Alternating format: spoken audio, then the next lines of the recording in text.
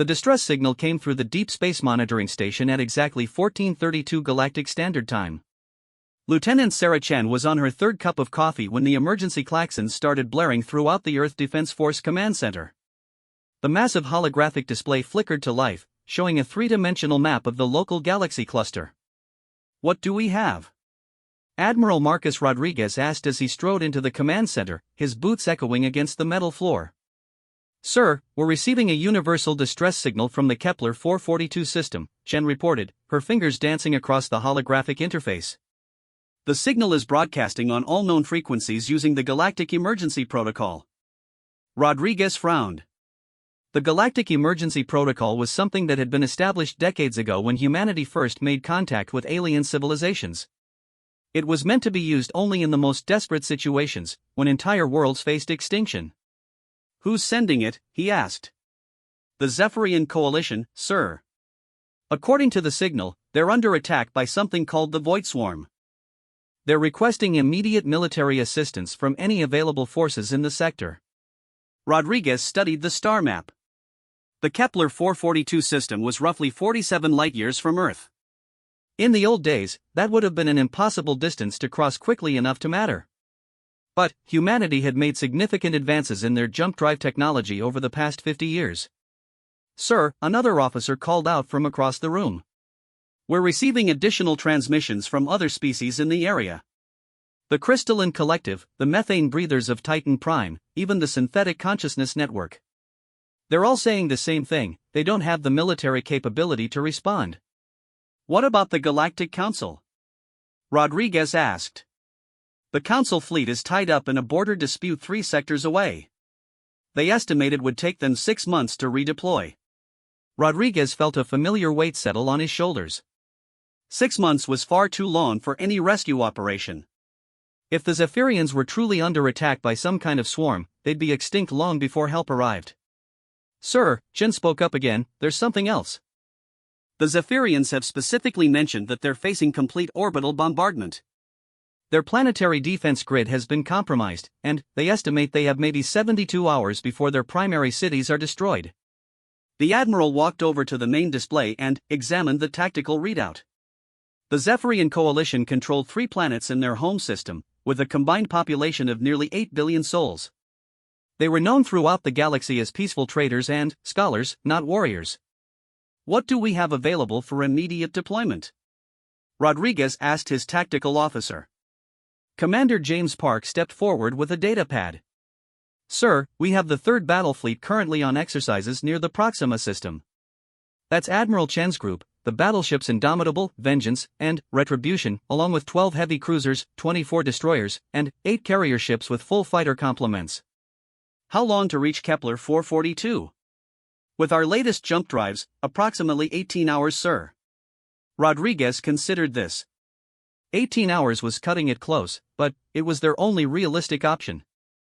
The question was whether humanity should get involved in what was essentially an alien conflict. Earth had maintained a policy of cautious engagement with galactic politics, preferring to focus on protecting human colonies and interests. "Sir," Chen interrupted his thoughts. "We're receiving a priority transmission from Earth Command."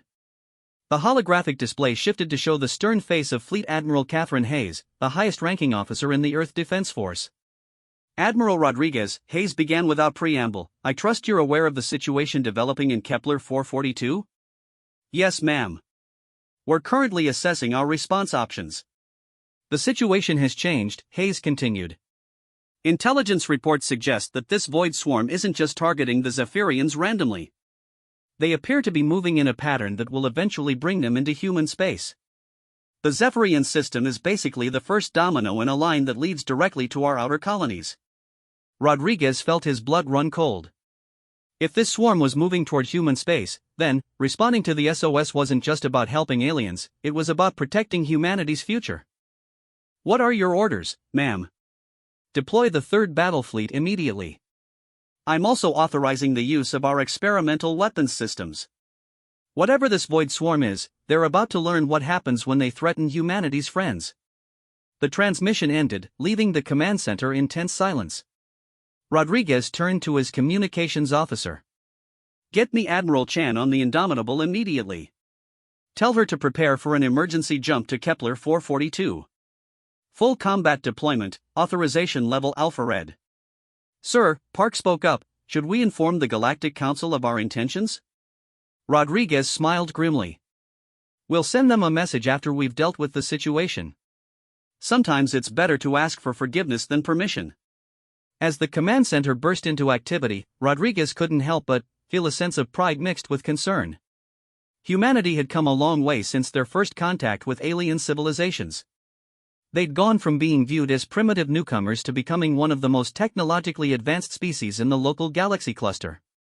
But this would be their first major military intervention in an interstellar conflict. The other species had always assumed that humans were peaceful traders and explorers, much like the Zephyrians themselves. They had no idea about humanity's true military capabilities, or their willingness to fight when pushed. Sir, Chen reported, Admiral Chen confirms that the 3rd Battle Fleet is beginning jump preparations. They'll be ready to depart in 30 minutes. Any word from the Zephyrians? They're still broadcasting their distress signal. Latest reports suggest that the Void Swarm has destroyed their outer defense platforms and is beginning bombardment of their industrial complexes. Rodriguez watched the tactical display as it showed the predicted path of the mysterious swarm. If the intelligence reports were accurate, the aliens would continue their advance through several more star systems before eventually reaching human space. By that time, they would have consumed the resources and populations of a dozen worlds. Sir, Park said quietly, are we really going to fight a war for people we barely know? Rodriguez considered the question. It was true that humanity's relationship with the Zephyrians was limited to trade agreements and cultural exchanges. They weren't formal allies, and there was no treaty that obligated Earth to defend them. Commander, in the old days on Earth, there was a saying about how evil triumphs when good people do nothing. The Zephyrians are facing extinction, and we're the only ones in position to help them. That makes this our fight. The tactical display updated to show the 3rd Battle Fleet's position. Admiral Chen's ships were already beginning their jump sequence, their massive engines charging with barely contained energy. Sir, Chen announced, Admiral Chen reports that the fleet is ready for jump. She's requesting final authorization to proceed. Rodriguez took one last look at the star map, then, at the faces of his staff. They all knew that this decision would change everything about humanity's place in the galaxy. Until now, they'd been content to remain on the sidelines of galactic politics. But, if they intervened successfully, other species would start to see Earth as a major power. Tell Admiral Chen she is authorized to proceed. Operation Rescue Dawn is now active. The main display showed the 3rd Battle Fleet as it engaged its jump drives and vanished into hyperspace. Rodriguez knew that within 18 hours, they would either save 8 billion Zephyrian lives or discover that humanity had bitten off more than they could chew. Sir, his intelligence officer spoke up, we're receiving scattered reports from deep space monitoring posts. It appears that several other species are tracking our fleet movement. Let them watch, Rodriguez replied. They're about to see what happens when you threaten innocent people in humanity's neighborhood. As the command center settled into the tense rhythm of monitoring a military operation, Rodriguez couldn't shake the feeling that everything was about to change. Humanity was about to announce itself as a galactic power, whether they were ready for the consequences or not. Admiral Sarah Chen stood on the bridge of the EDF Indomitable as her fleet dropped out of hyperspace at the edge of the Kepler 442 system. What they saw through the main view screen made her stomach turn. The beautiful blue-green world that the Zephyrians called home was surrounded by a massive swarm of dark, chitinous ships that seemed to absorb light rather than reflect it. Report, Chen ordered. Ma'am, sensors are detecting approximately 3,000 enemy vessels of varying sizes, her tactical officer, Commander Blake Morrison, announced. The largest ones are roughly twice the size of our battleships. They appear to be using some kind of energy-draining technology to bombard the planet's surface. Chen watched as beams of sickly purple energy lanced down from the alien ships toward the planet below. Where the beams struck, she could see explosions blooming across the continents like deadly flowers. Any response from the Zephyrians? We're receiving a transmission now, ma'am, the communications officer reported. Audio and visual coming through. The main screen shifted to show a reptilian face with golden scales and large, intelligent eyes. The creature looked exhausted and desperate. This is High Commander Zelth of the Zephyrian Defense Force, the alien began. We are grateful beyond measure that someone has responded to our distress call. Our planetary shields failed 6 hours ago, and our remaining ground-based defenses cannot hold much longer. Chen stepped forward toward the screen. This is Admiral Sarah Chen of the Earth Defense Force.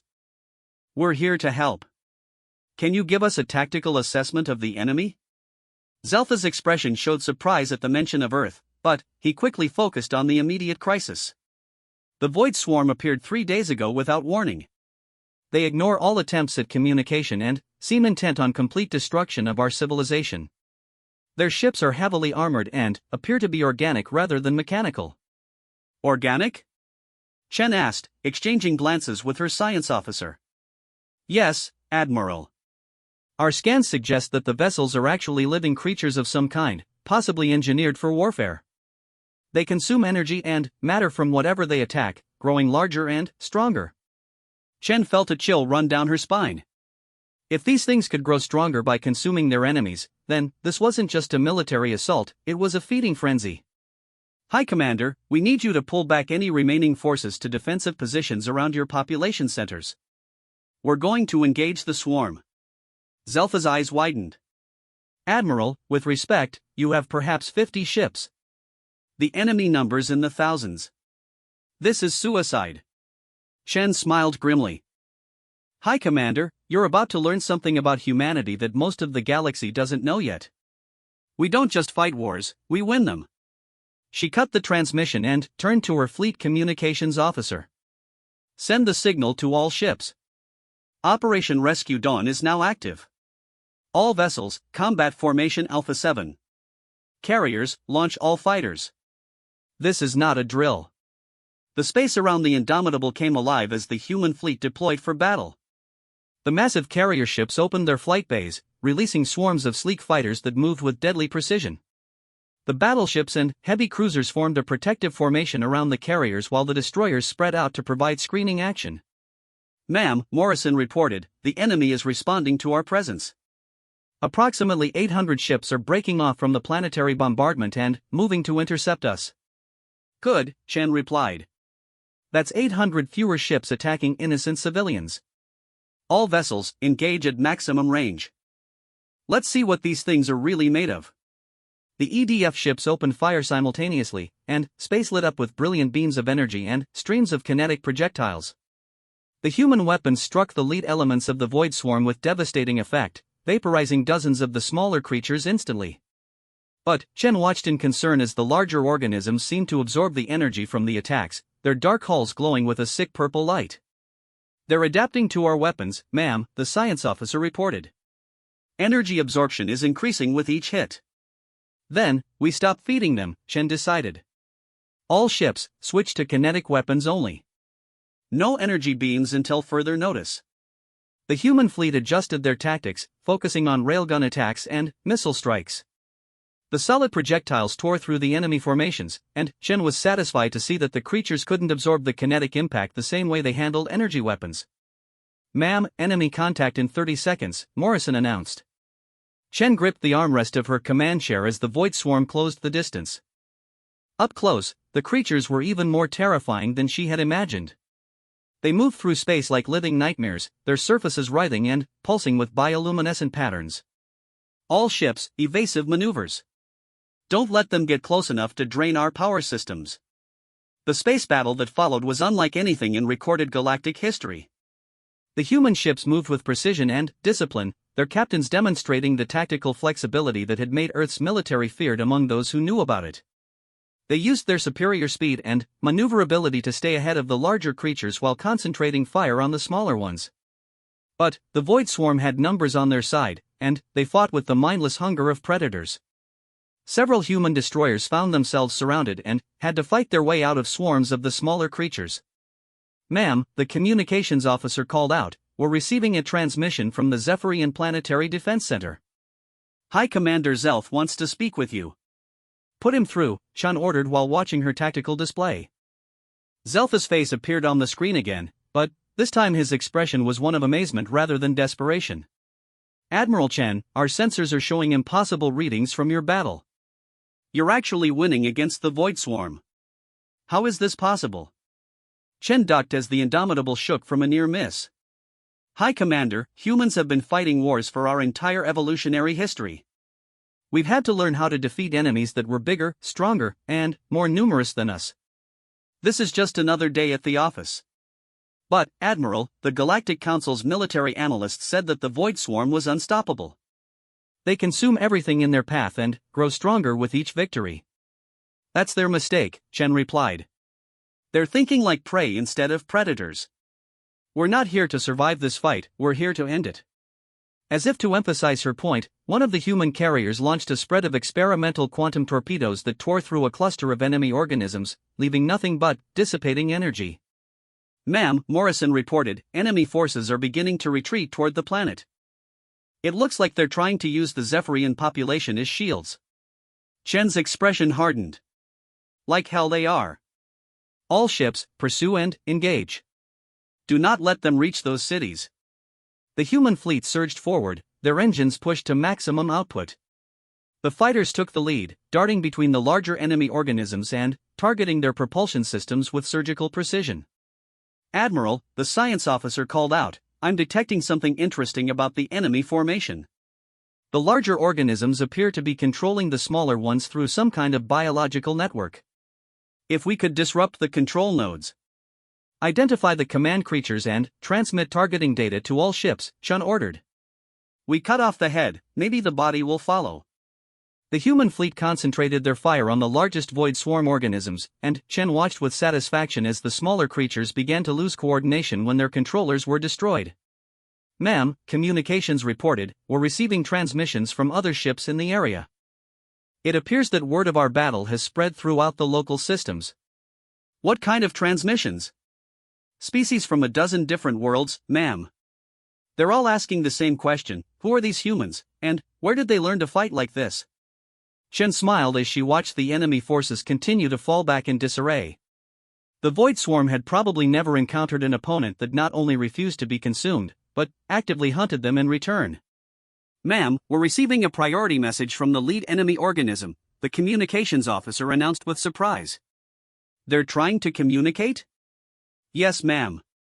The signal is crude, but it's definitely an attempt at first contact. Chen considered this development. Put it through, but keep all weapons ready. The main screen flickered to show an image that made several bridge officers step backward in revulsion. The creature was a writhing mass of dark flesh and glowing organs, with what might have been eyes scattered across its surface. When it spoke, the voice was like grinding metal mixed with screaming wind. Human vessels. You fight unlike any prey we have encountered. We offer trade. Withdraw your forces, and we will consume only half of this world's population. Chen stared at the creature for a long moment, then smiled coldly. Counter-offer.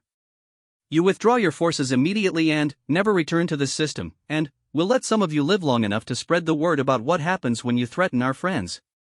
The creature's response was a sound like 1,000 dying animals, which Chen interpreted as either laughter or rage.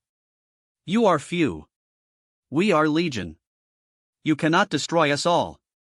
Watch us, Chen replied, then cut the transmission. She turned to her weapons officer. Signal all ships. Operation Cleansing Fire is now authorized. Show them what human weapons can really do when we stop holding back. The authorization codes that Admiral Chen transmitted to her fleet unlocked weapons systems that most of the galaxy had never seen. The human ship suddenly bristled with new energy signatures as experimental weapons came online for the first time in actual combat. Commander Morrison watched his tactical display with amazement as power readings from the fleet spiked beyond normal parameters. Ma'am, all ships report ready for full-spectrum warfare. The Void Swarm has no idea what's coming. Chen nodded grimly as she studied the enemy formation. The creatures had regrouped around the largest of their kind, a massive organism nearly 3 miles long that pulsed with malevolent energy. It was clear that this was their queen or primary controller. Target the largest organism with Nova-class warheads, Chen ordered. All other ships, create a perimeter and don't let anything escape. The weapons that humanity had developed during their centuries of warfare were unlike anything the galaxy had seen. While most species had focused on energy efficiency and defensive technologies, humans had perfected the art of destroying things. The Nova-class warheads were fusion devices wrapped in exotic matter that could tear holes in spacetime itself. Firing solution locked, ma'am, the weapons officer reported. Fire. 6 brilliant stars erupted in the space around the massive creature as the Nova warheads detonated simultaneously. The explosions weren't just nuclear, they were fundamental disruptions of reality itself. The creature's agonized screams echoed through space on frequencies that made even the hardened human crews wince. But the monster survived, its massive bulk healing the damage even as Chen watched. Incredible, the science officer breathed. That thing just absorbed energy equivalent to a small star going supernova and regenerated from the damage. Then, we try something it can't absorb, Chen decided. All ships, deploy quantum disruptor arrays. Let's see how it handles having its molecular structure unraveled. The human fleet repositioned itself around the creature as new weapons systems came online. The quantum disruptors were humanity's most closely guarded secret, weapons that didn't destroy matter so much as convince it to stop existing. Purple beams lanced out from every human ship simultaneously, converging on the massive creature. Where the beams touched its surface, the organism simply ceased to be, leaving perfect spherical voids in its flesh. This time, the creature couldn't regenerate the damage. It thrashed through space, its remaining smaller organisms swarming to protect it, but the human fighters cut through them with brutal efficiency. Ma'am, communications reported, were receiving transmissions from multiple sources. The Zephyrian government, several nearby star systems, and, ma'am, the Galactic Council emergency frequency. Put the council through first, Chen ordered. The main screen showed a collection of alien faces, the ruling council that governed interstellar relations for most of the galaxy. Their expressions ranged from shock to outright fear. Admiral Chen, the lead counselor began, we are monitoring your engagement with the Void Swarm. We must insist that you cease using whatever weapons you are deploying. The energy signatures are unlike anything in our databases. Chen felt her anger rising. Counselor, with respect, where were you when 8 billion Zephyrian lives were at stake? We've been fighting this battle for 6 hours while you sat in committee meetings. These weapons you're using could destabilize local spacetime if used improperly, another counselor protested. You could endanger multiple star systems. The only thing endangering anyone right now is the Void Swarm, Chen shot back. We're about to finish this fight. I suggest you prepare relief supplies for Zephyrian refugees instead of lecturing us about our methods. She cut the transmission and turned back to the battle. The massive creature was now missing nearly a third of its mass, and the remaining Void Swarm organisms were beginning to flee the system. All ships, do not let them escape, Chen commanded. If even one of these things gets away, it could warn others about what happened here. The human fleet split into hunting groups, chasing down the fleeing creatures with relentless precision. The fighters proved especially effective, their small size and speed allowing them to catch organisms that tried to hide in asteroid fields or behind moons. Ma'am, the science officer called out, the primary creature is attempting some kind of emergency protocol. I'm detecting massive energy buildups throughout its remaining structure. Chen studied the readings. It's going to self-destruct. All ships, fall back to minimum safe distance. The massive organism pulsed once, twice, then erupted in an explosion that lit up the entire star system. The shockwave buffeted the human ships even at their safe distance, but their shields held. When the light faded, nothing remained of the Void Swarm's primary organism except dissipating gases and the occasional chunk of organic matter. Final count, ma'am, Morrison reported. All enemy vessels destroyed or fled.